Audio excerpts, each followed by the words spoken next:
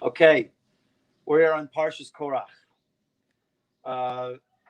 There's a lot to say about what happens and who Korach is in terms of their relationship to Moshe. Just starting off at the beginning before we get into the text that I sent y'all. But we learned this before in a book, actually, I have in front of me, by Sarah Schneider, called "You Are What You Hate." You remember that, Lori? About enemies. Yeah, you got it. About enemies. That really, breaks down just a little background, because it's always important to go over it. That we have within us our nefesh, our lower part of our soul, our ruach, and we have our neshama.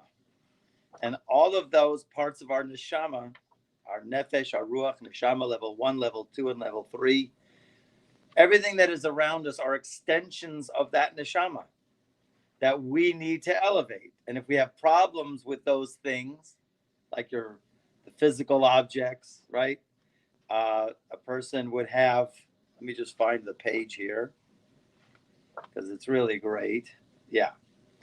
Right? So Rabbi Yaakov Yosef of Polonia brings down, just to give this to you, right? The nefesh extends its light in its mystery of a person's servants, employees, animals, physical possessions. So those are sparks of a person's nefesh. His ruach extends itself into the person's spouse and friends and enemies. His neshama extends into his children. So he went on to say, she didn't cover it in the book, but if you have a problem with your servants, employees, animals, or physical possessions, so that means you have an issue with your nefesh. Your nefesh needs correction. If you have an issue with your spouse, friends, enemies, it's more of an issue with a person's speech, is ruach. And neshama, of course, is a person's thoughts, which relates to if a person has issues with their children. It's only reminding the person about their thoughts. In any case, the big idea here is they are extensions of us. So Korach, which is this week's parsha, and we also get into Bilam a little later. Korach actually is an extension of Moshe.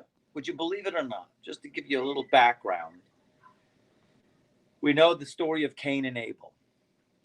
Now, Cain and Abel, even Abel, you would think he's the most innocent underdog guy, and he's not. Okay? So I didn't put this on. 1 second. Testing. Yeah. So Korach actually is an extension of Moshe,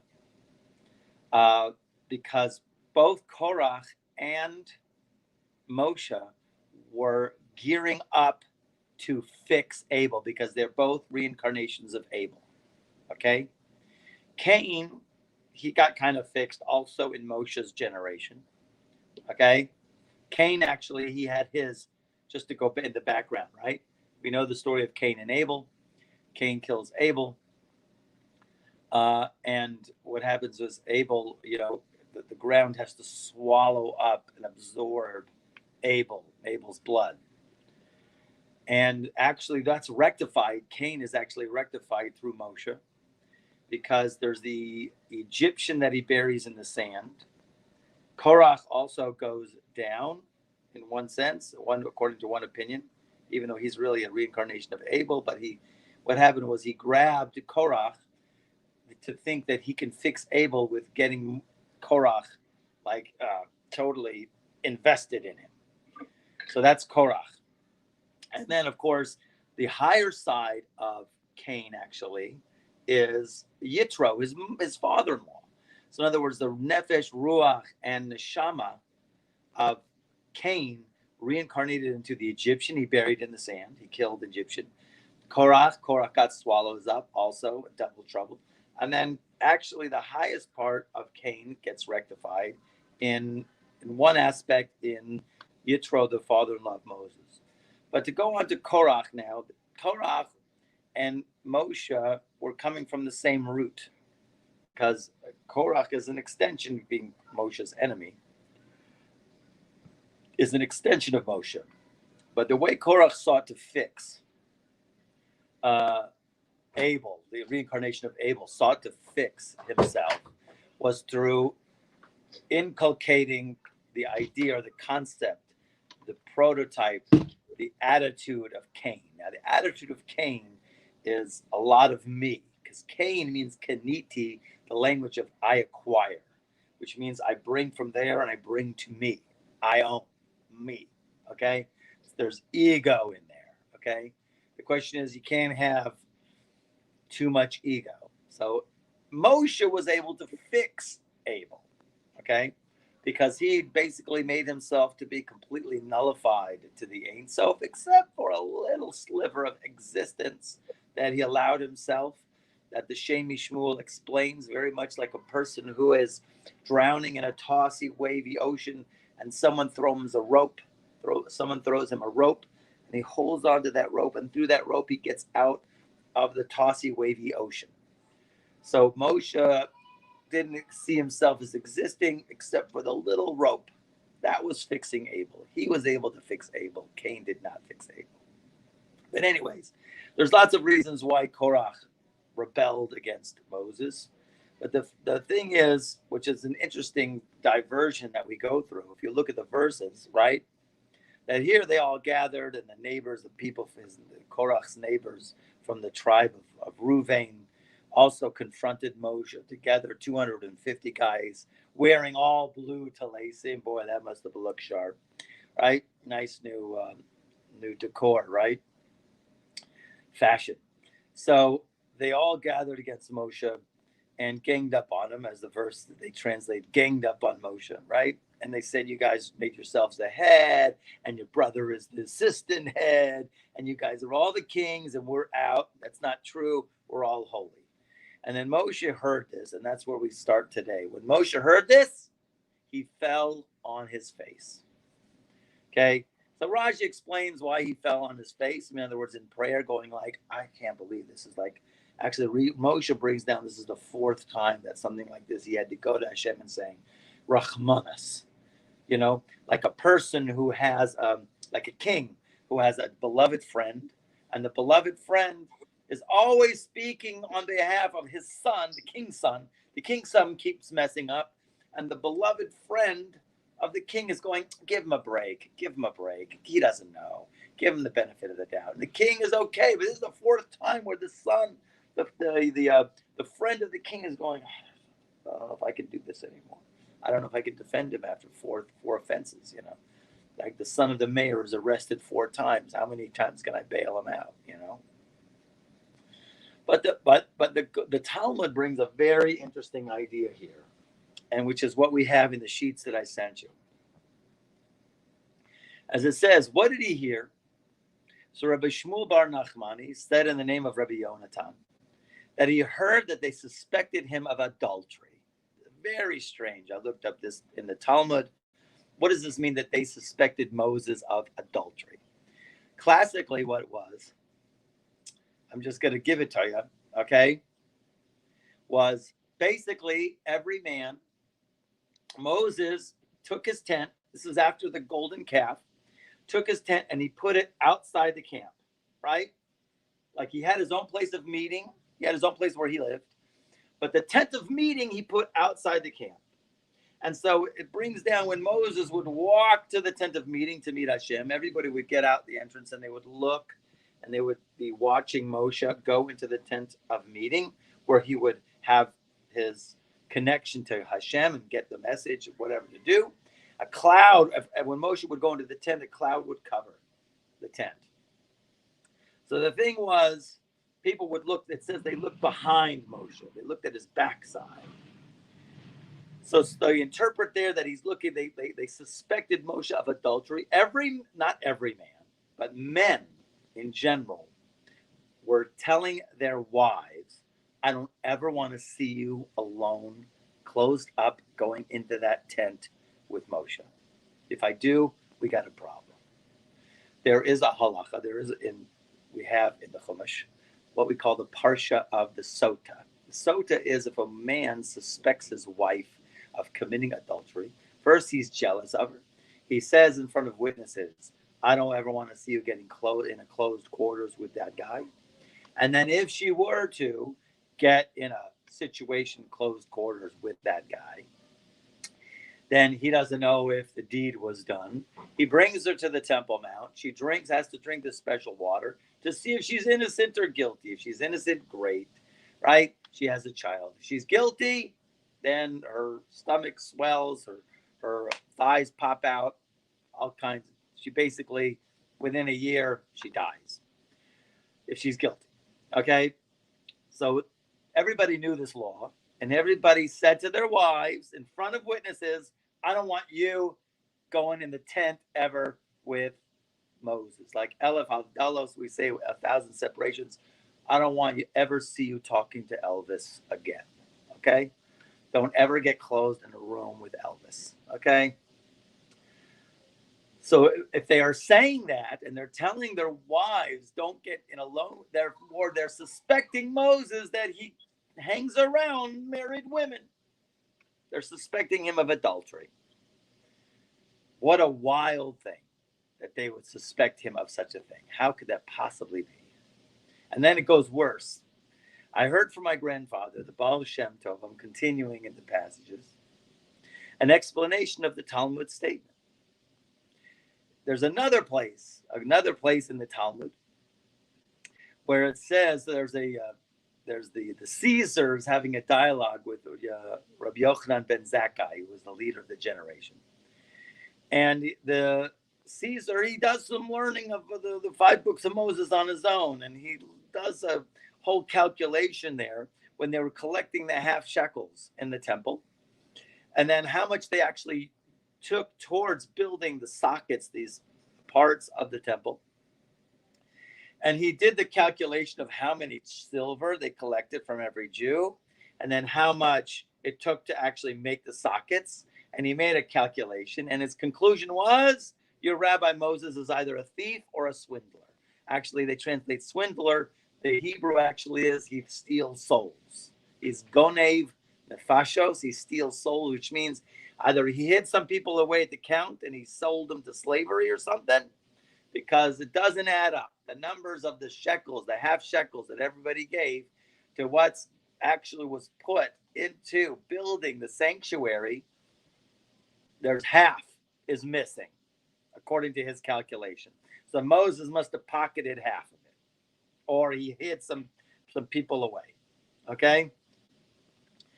And then there's another verse, right, that I told you about before. And it came to pass when Moses went out to the tent, that all the people rose up and stood every man at his tent door and looked after Moses. They had to say, looked after Moses. Why did they have to say, looked after? So they're looking at the backside of Moses, which means they're looking at a part of Moses which is completely foreign. But we're going to see what that means, okay? So here, just to give you that note here, note 27, according to the tally of silver donated toward the building of the tabernacle, this is the answer to the question why Moses was not a swindler, why he didn't pocket the budget, okay? It seems, right? So it seems that only half the amount collected was actually used. Moses was suspected of theft until it became known that the weight unit used in the building of the tabernacle was double that used in the tally of the donations. Okay, so it was a completely different way, like how we do. We'll do pounds versus kilo, right? So when it came to measuring for the tabernacle, it was done in kilos, which is double the amount of pounds. I think if I'm getting it right. Okay, in any case, that's why the calculation was okay.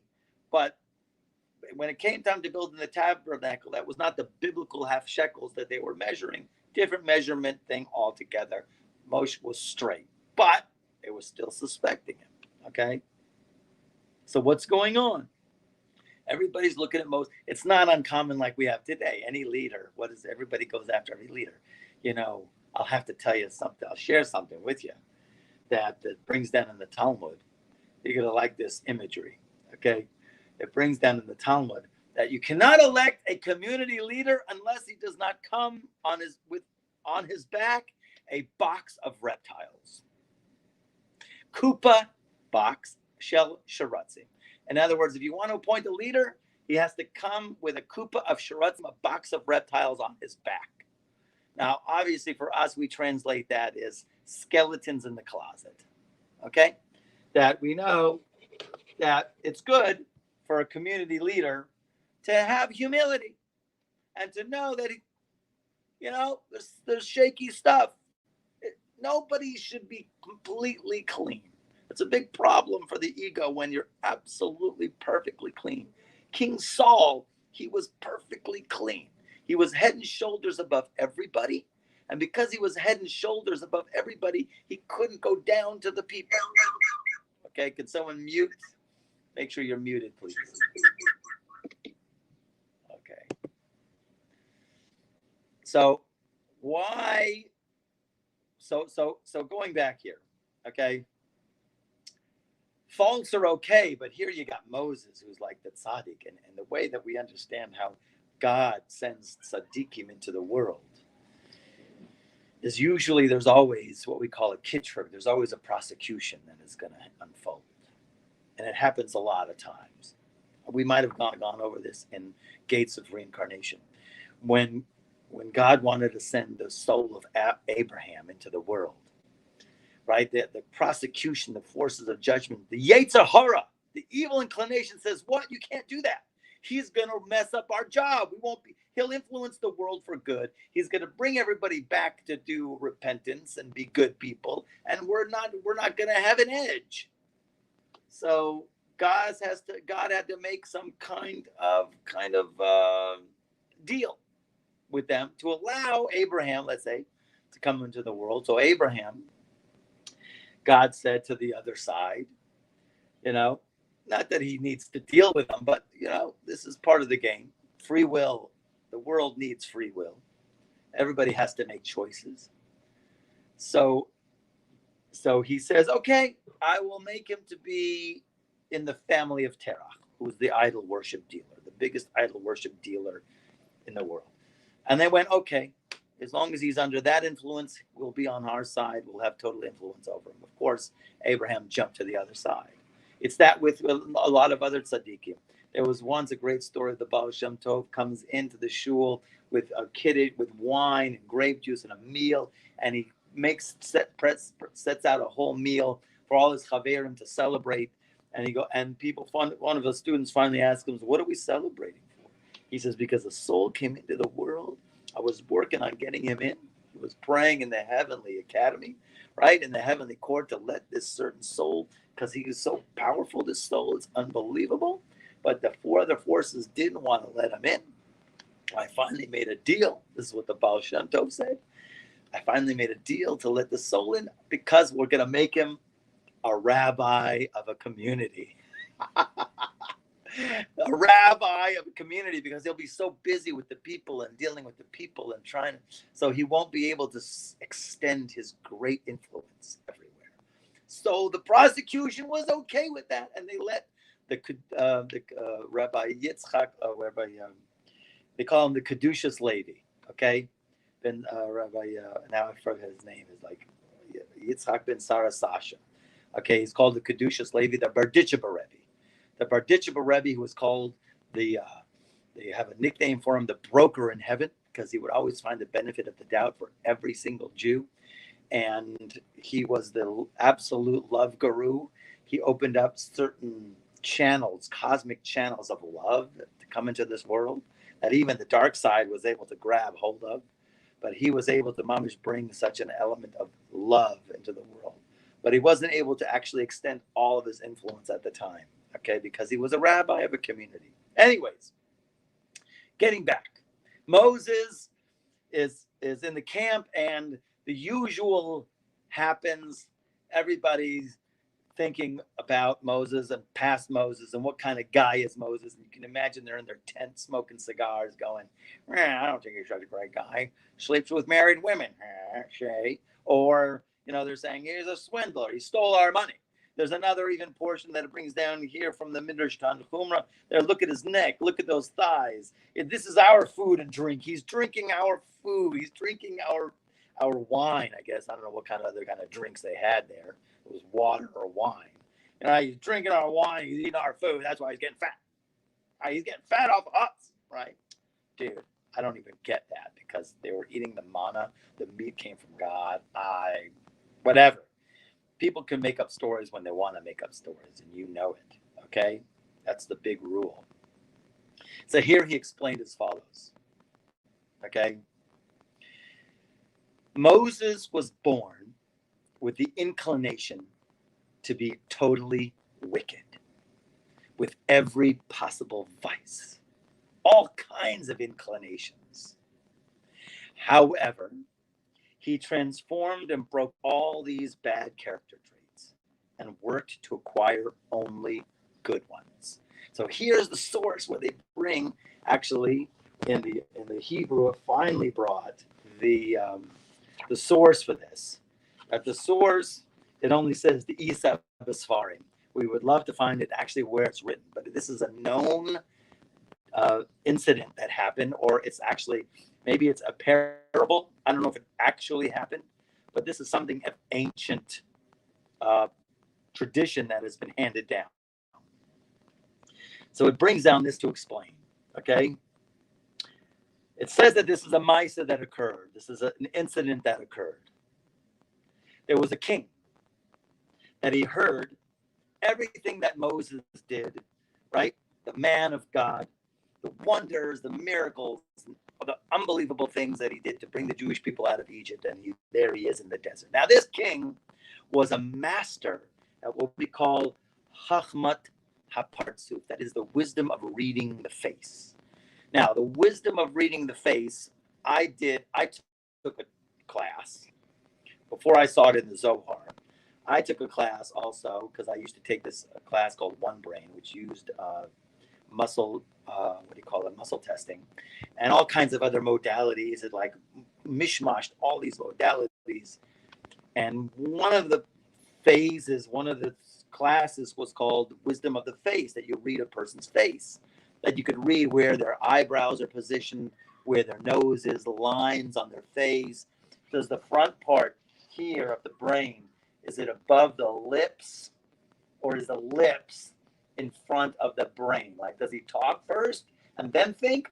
Or is this part forward and then this part backward? So he thinks before he talks, just to give you a simple understanding, okay? There's all kinds of the ears and the position of the ears and the eyes, and there was a whole wisdom of the face and the character traits that go along with the face. Such a wisdom. And then, of course, I saw it also in the Zohar. So there is such a thing as a wisdom of reading the face and being able to tell a person's character traits by his face. So this king, he was master at it.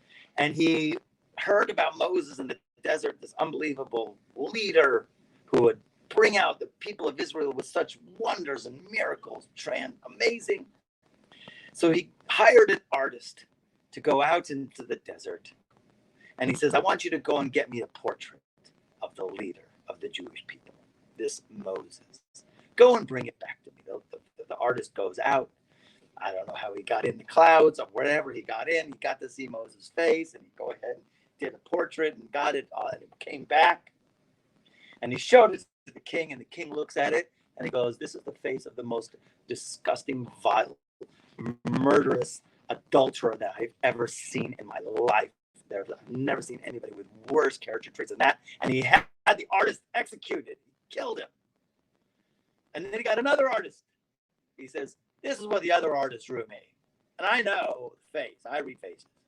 This is a murderer, disgusting gangster. I want you to go get me the real portrait of the leader. So he went out, and he goes out, and he sees the face of Moses, and he goes, holy one, I don't do that now. Right? If I go back to the king with the same face, he's going to kill me. What am I going to do? He musters up the strength. And he goes and he says, Moses, I got a problem. Your face, there was an artist, he drew a picture of it, he brought it back to this king who understands the wisdom of the face. And he killed him because he said, you had the face of all the bad, worst character traits. Were murderous, assassin, adulterer, loathsome, vile, absolutely terrible traits. So what did Moses say? thing Moses said. Okay. Moses said to him, you have little, very clouded intelligence. Okay. You're very much steeped in the physicality of things and you don't really understand. He says, there is a good where a person who is good, he does good because it's nature to do good. I get that, right? But that kind of good that kind of person does is very much like an animal. Me, on the other hand, I was born with these evil character traits. The potential existed within me, but every single one of them, I turned it around. Every single one of these character traits that you see on my face, I worked on it, as what he says here in the text, right? Someone needs to mute, okay?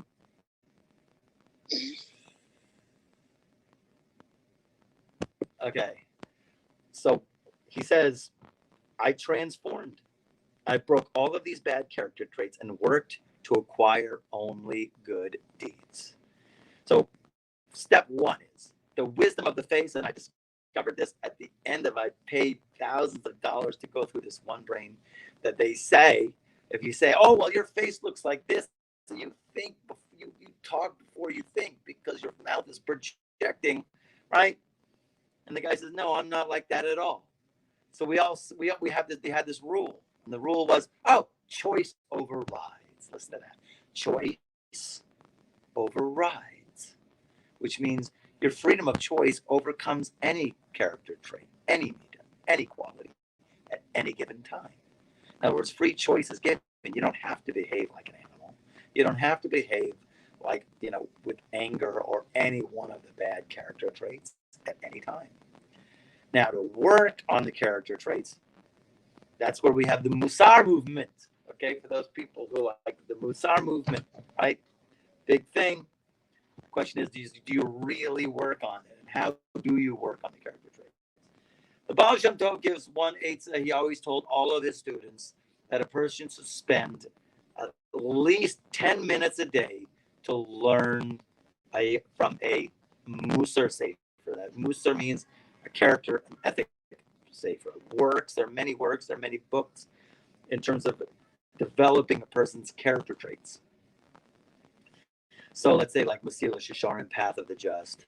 There's also the Ways of the Righteous. There's also Chovos Levavos, Duties of the Mind. There's many, many, many Musa books that a person should spend 10 minutes to develop good character traits.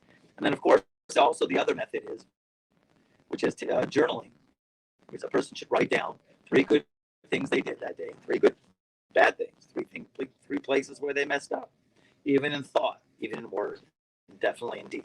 So at least a person should start to be aware of what they're doing in order to turn it around. Of course, prayer is the biggest thing for a person to affect and change and work on their midot, okay?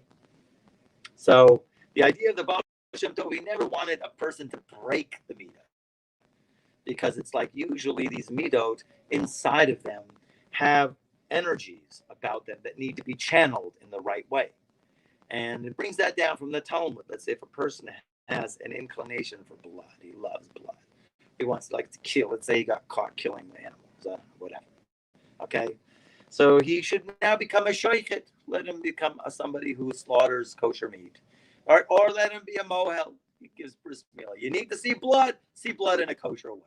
Okay, so you take that quality and you kind of channel it into a holy purpose. Okay, lots to be spoken about, but the issue is it needs to be explained why the people would see Moses like this. Okay, in other words, we see that Moses had all of these potentially wicked character traits, but yet we see that people are looking at him and talking and suspecting him of all of these vile acts of stealing and adultery, right?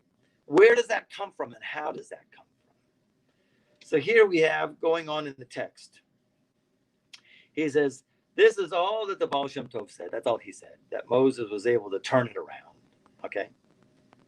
And yet, right, his holy words can be explained as follows. He's going to explain it like this. It is known in the mystical intentions of the incense offering that the letters Mem, He, Shin, when spelled out in full, have the numerical value of Mavis, death. Okay, now I tried to find in the mystical tensions of the incense how the incense hooks in with the 72 name of God. I did send that out just recently. I sent that to you. The 72 name of God. Everybody should have a copy. I don't know if you opened up your email since I think I've sent it about 15 minutes before. But if you could open it up, you could see on the top row, 1, 2, 3, 4, 5. This is the 72 name of God. I would love to do a whole expose on this. It comes actually from 3 verses that we have in the book of Exodus. The book of Exodus, when they were just about to cross the sea, when just before the sea split, there were 3 verses, and each one of those verses, Vayisad, Vayavo, Vayet, those are the first words of those verses.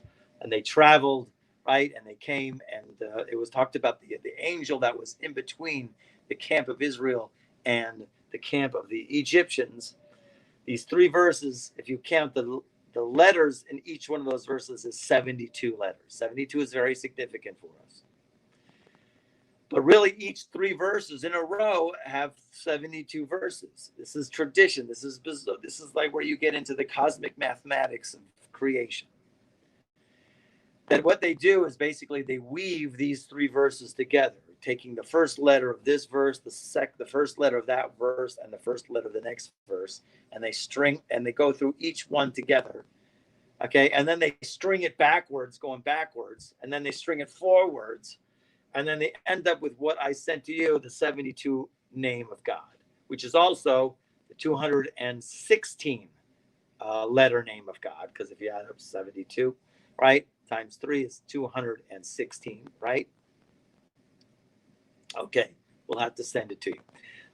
So in any case, if you look at 1, 2, 3, 4, the 5th one in, it's Mem, He, Shin. Each one of these names, like I say, it's a whole nother topic, and I'd love to go into it, and maybe God willing, we'll merit to go into the meditations in each one of these names and what it represents and where it comes from. I mean, I showed you where it comes from, but then what are its usages specifically? But in any case, the letters in this one name is Mem, He, and Shin, like you have in your text that you have in front of you. That's one of the 72 names of God. Now, each letter, Mem, is a word. If I say the letter Mem, right, I'm saying a whole word. Mem is Mem, right? And if I say the letter He, I'm also saying a word. That's He and Aleph. And if I say the letter Shin, Shin also has 3 letters. Shin, Yud, and Nun. Shin. That's how we say it. And it's in the note right here. Okay?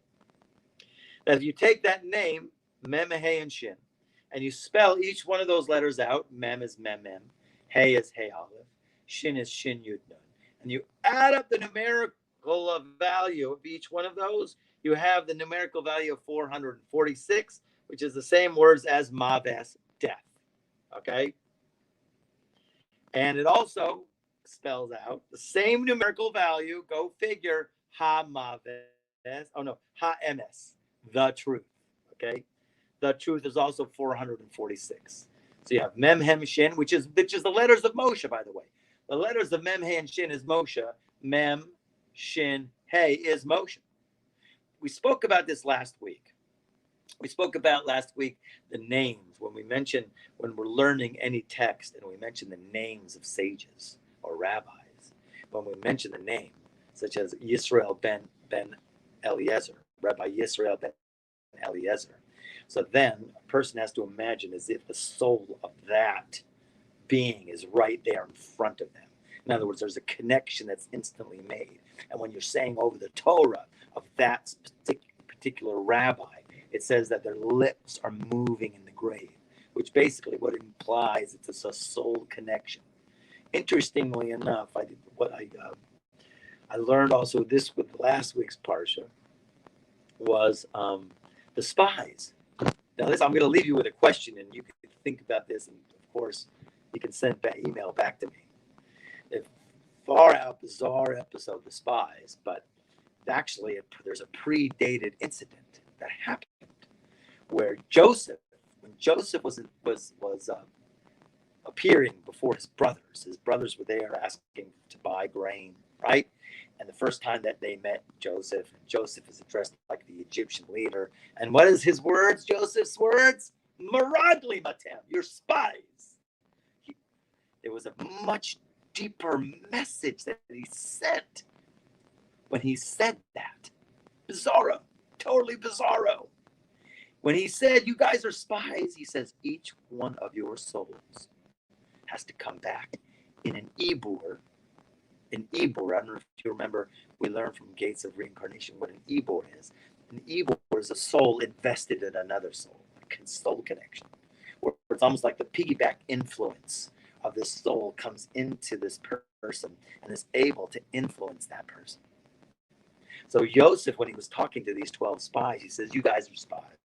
In other words, he was saying, you have to come back. You guys, at a very crucial point in the destiny of the children of Israel, you are going to be ibur.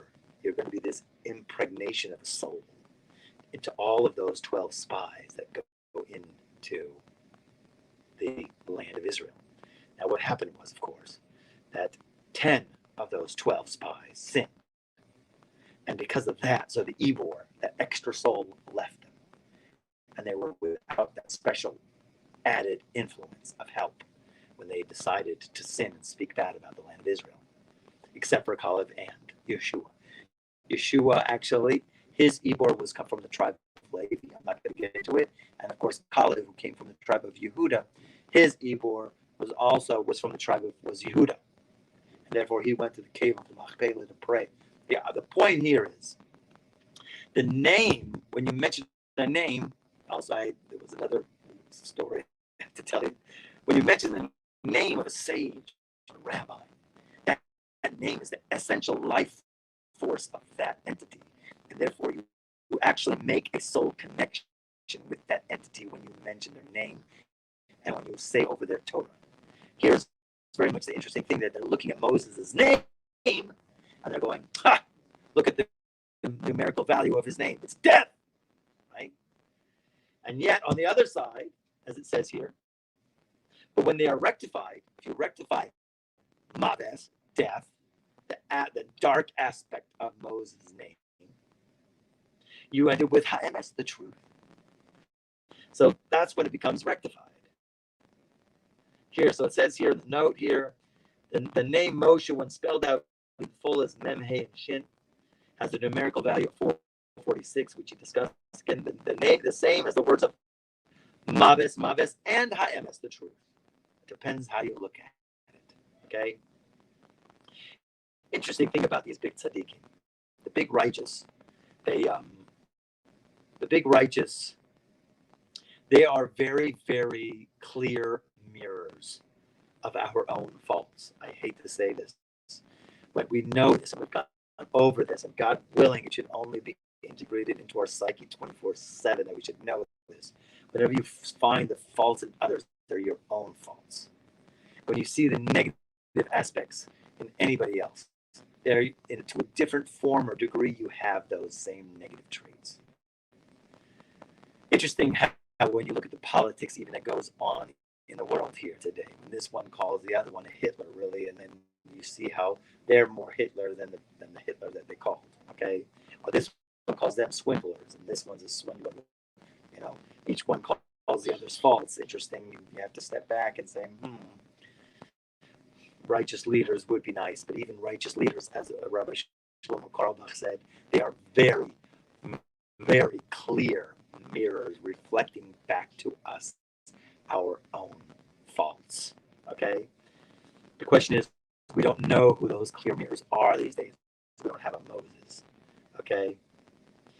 But here going on, Moses embodied both aspects, goodness, which is the truth, and complete evil, which is death. However, the people did not grasp or perceive the truth. They saw only his aspect of evil, and that is the letter combination alluded to his name, that's spelled out death. That's all they looked at, right? Unbelievable how perception makes so much, okay? How you view it. Wow, the power, so much power is in our hands, the power of perception, our power of thoughts. That if you're focused only on death, and it happens to so many people, then that's where they end up going. And this is why they looked after Moshe. What does it mean they looked behind, ba'acharav Moshe? They looked only at the aspect of his backside, okay? So if you look at note 32, Kabbalistic texts often use the term face and back, panim and achor, to describe states of revelation and concealment, right? That's what backs usually describe. Okay, a front would be a revelation and a back would be a concealment. Perceiving the back means grasping only the external aspect of a situation, not its internal nature, to go panini, inner. The people only saw Moses' potential for evil, but not how he had transformed it and overcame it, okay? So to overcome something is the challenge. There's a great Rabbi Nachman that it brings down in Tinyana, the second book of Rabbi Nachman, the second section, where it brings down that a person, when he's presented with an action to give tzedakah, charity, right? Charity, he says, then it's a great thing, charity, because then when you give the charity, up until you give the charity, it's a fight like unbelievable. And a person has the great opportunity to get rid of the quality of cruelty that is within him, okay? As opposed to a person where it's natural to give charity, natural to give. That person doesn't have to overcome anything, okay? Because it's natural. But when a person has to make and squish and slither and fight and this internal war going on to give tzedakah, let's say he uses the mitzvah of tzedakah or any act of kindness, and the person meets with the internal resistance and he has to overcome that resistance. That's the greatest thing of all. That he calls is real service of God. If it's easy for you and it's in the flow, that's not service. Service is when you have to fight, okay? The evil inclination that doesn't want you to give, doesn't want you to do this action, okay? So Moses, when he told, going back to the whole thing in the desert with the second artist that came freaking out, he says, I had to overcome all of these traits, thank God. But because of that is what he would call, actually, his languages, right? He says, Mishu panav ra'im adneom, someone whose faces is very evil, and he overpowers his physicality, and he turns it over to good, right? This is what is really called good, when you can turn something, when you can actually force or use your creative energy to turn something around, okay? So the idea here is that the people saw Moses, but they only saw the dark side of Moses. And we have to be careful with the leaders too, our leaders, okay? Now, I got a problem with our leaders these days, I have to be honest with you, okay? Because they're not on the stature of Moses, okay? So I might have my issues, okay? But I won't speak out against them, God forbid, or any of them. I am totally machnia. I am totally subjugate myself to their opinions in matters of halacha. Okay. In matters of the world, I might have doubts and go seek another rabbi. Okay. But as far as seeing traits in the rabbis, a person has to know that those traits really are his own faults. Okay. Now let's go on to the next piece that I gave you. Okay. So it speaks about, once again, an extension. Now, these people that mostly did this, they considered him adulterous, right, or stealing, right? These were the Erev, we call the mixed multitude. These were the people, the non-Jewish people that Moses brought out with him. And they instigated all this murmur in the camp about Moses' wicked character traits, okay? They also were an aspect of Moses' own soul. That's why he brought them. Okay, and he saw that they're parts of his soul that he needs to rectify. Okay, so I'm going on the other page that I said. All the evil traits that Bilam had, Moses was suspected of having as well. Interestingly enough, Bilam, who wasn't the arch enemy of Moses, he also, the soul of Moses, he also had sparks of Moses' soul within him as well, as dark as he was. Bilam, we did learn, was the grandson of Lavan. They actually have the same letters, if you haven't noticed.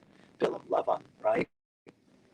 There's not a mem, but there's a Beit and a lamed, okay?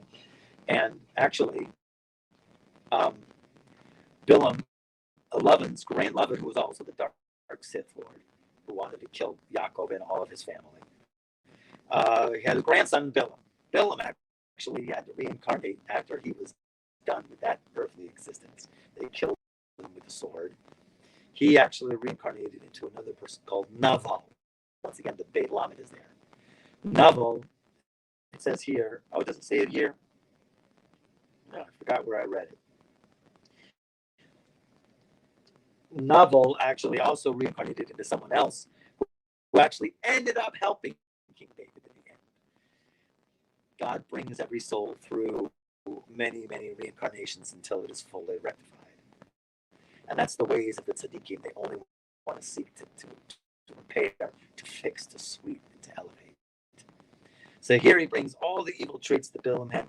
Moses was suspected of having as well, because they were part of the same root, even though Bilam totally overpowered in the dark side. For as long as the ascension of the Shekhinah is not complete, this is where everything goes. This is where everything goes. This is where you have to hit a spot within our souls. Okay, the ascension of the Shekhinah. You and all of us, we have to start to train ourselves to wake up in the morning and devote all of our attention and energies into elevating the Shekhinah. That is our purpose. That is what the forefathers focused on. And all of the tzaddikim only wanted to elevate the Shekhinah. And we spoke about what the Shekhinah is. Okay? The Shekhinah is the ability of mankind to partake of the divine. It's the vehicle, the spiritual and physical vehicle, vessel, which with all of humanity can have a divine experience. And a divine experience, of course, would be one of clarity, one of love, one of goodness, one of connection, one of devotion. Okay? So if a person sees someone out there, and this is how all of the tzaddikim would look, and they would see anybody suffering or anybody going through anything, and it's not anything less than a pleasant experience, what is that? That is called the Shekhinah in exile. Shechinta de Galusa. The divine presence is in exile because it is not experienced to its optimum. The optimum is that everybody is having an incredible, deep connection to God, praying, praising, and everything in between. So for as long as the ascension of the Shekhinah is not complete, as it will be in the Messianic era, what happens in the Messianic era? When the impure shells will be annulled, in other words, all the dark influences will be gone, and God will swallow up death forever, completely absorbed. Death will be like something like what? Death existed. Really, death is a non-existence. All the elevations can occur in the mind of an upright individual. This is a huge thing in terms of elevating the sparks. We always talk about when the sparks are all elevated, that is the time of grace, and that is the time of the Mashiach. And mostly, all of the Kabbalistic books bring down that the essential elevation of sparks is with the mind. Okay? That is, the mind has the power to elevate all of the sparks within anything. Okay? And we're going to get to that. Okay? And an upright individual can only reach and ascend to his holy roots by means of his opposite. This is bizarro, okay? That is, when evil comes to his mind and he becomes motivated to serve God. There's a famous rule. There's 3 words. The Baal Shem Tov brings this down. Huge rule. Ra, kisei, latov. Evil becomes a chair, a throne for good. In other words, if the evil spawns you, motivates you, triggers you to change in any way, or to get connected anyway, or the thought comes to your mind, and that's for men and women. If the thought comes to your mind and it's an inappropriate thought, we go, Shema Yisrael, Adonai Eloheinu, Adonai Echad. That moment, okay? That is the moment that we reaffirm our connection to the divine. There's lots that goes into the Shema, but if a person gets caught up in thoughts that are not appropriate, and it could be any thoughts, okay? Not just thoughts, of adulterous thoughts. It could be thoughts of anger, jealousy, anything, okay? So a person says the Shema, reaffirms his connection that God is all there is, okay? So the idea here is there's so much more to talk about this in terms of how we view people, and especially how you view leaders, okay? Because leaders can be a very, very clear reflection of our own faults. And there's always a lighter side to it. So a person should, so the way that they viewed Moses in terms of the dark side, Moses was able to turn around his traits. We also have to behave the same and work on our character traits, as the Baal Shem Tov says, that with 10 minutes of Musa a day, a person should always develop good character traits. I'm going to stop here in this now, and I'm going to leave it open for